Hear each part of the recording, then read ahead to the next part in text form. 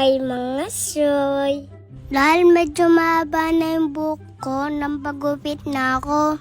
Sakto naman, malapit na rin yung pasukan namin. Rugo makarina naman kayong kaklase ko. Botakit dolen ko to ko gapang-gapang la. Charis! Kapag nasa mga bebe nga kami, dito ako nagpapagupit. Magaan lang kasi yung kamay nila dito.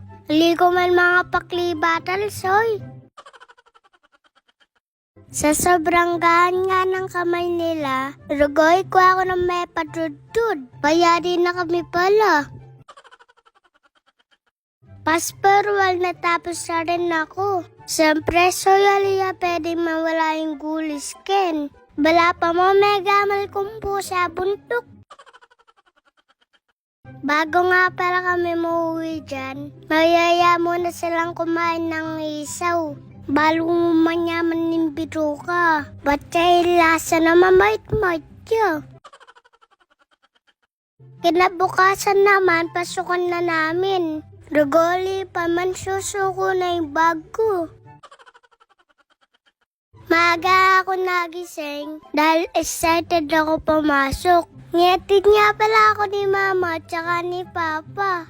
Pasparual, pagdating namin sa school, sabi ko kay Papa, bilis-bilisan niya. Feeling ko kasi late na ako. Hanapin pa kasi namin nasan yung room ko. Aba niyanap ni Papa yung pangalan ko, inakabahan na nga ako. Ay rogosoy, haligo man pala late. Sobra ako pala karanon. Pangapon ko pala, soy.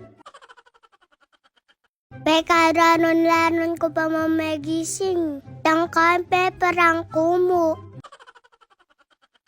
Umuwi na nga kami dahil mamaya pa yung pasok ko.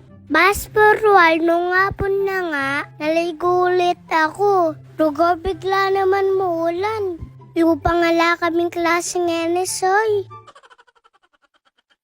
Tumigil lang nga yung ulan, niyatid na ulit na ako ni Papa. Sabi ko nga wag niya akong bantayan. Rugo yung kaklase ko, alay pa man mag-umpisa mandaldal na ako. Pamaya-maya sumayaw na nga kami, para nga daw hindi kami antukin.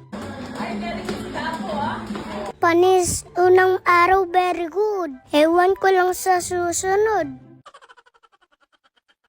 Pasparual, pagkalabas namin sa school, pinakita ko kay Papa yung star ko. Usapan kasi namin, 5 piso kada isa. Lupa makatipon ko kanini, soy.